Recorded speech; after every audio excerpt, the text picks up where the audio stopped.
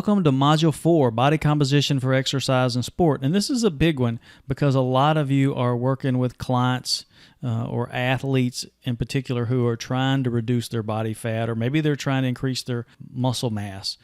So they're trying to alter their body composition in some way.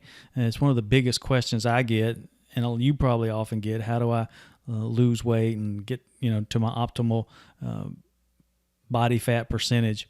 And so it's definitely a challenge. In this module, what we're going to talk about are methods to assess body composition, the relationship between body composition and performance. We're going to look at weight standards and how to achieve that optimal weight.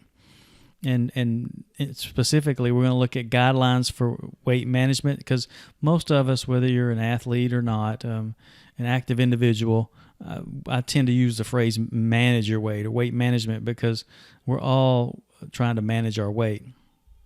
And then the last section, we're going to look at some strategies for increasing muscle mass.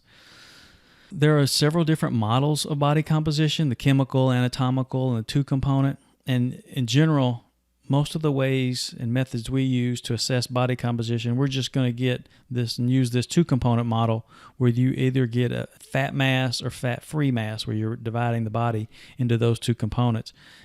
There are methods that assess all these other aspects of bone and organs and muscle, but these are very expensive, and you rarely see these unless you're in a research institution, or a really high-end healthcare facility where you do these tests, and they can be quite expensive.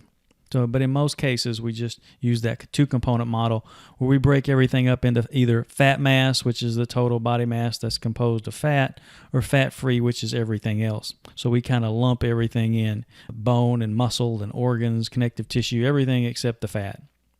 Because most of the tests that we perform, practical tests, you can't really tease out the bone from the muscle and those types of things. So as we kind of round out this introductory section, I want to talk about the differences between measuring body composition and BMI. And in particular, I went there. You see this image. There's a couple things about this image. This is a female. She's doing a pull-up. Just realize for females, you really don't have to worry about getting this big and bulky from weight training. I'm going to go ahead and say that this gal right here, bless her heart, I think she had some help to get this big. Okay, it is true that some ladies have a genetic predisposition to gaining more bulk than others, but I would put money on the fact that she didn't get this big just from weight training alone, that she had some help. And women do have certain levels of testosterone, but they don't have enough to get that big. Okay.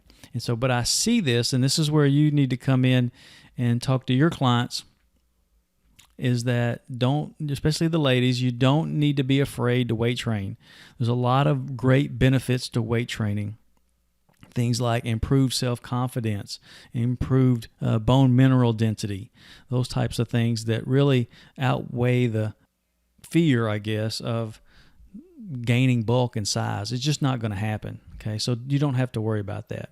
But related to body composition,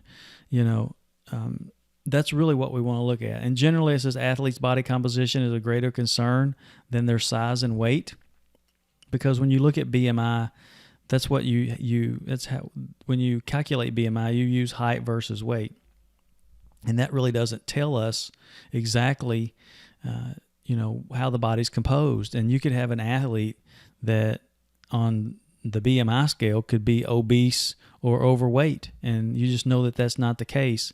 So when you're dealing with athletes in particular and active individuals, take the BMI with a grain of salt, because it really doesn't account for the composition of that weight.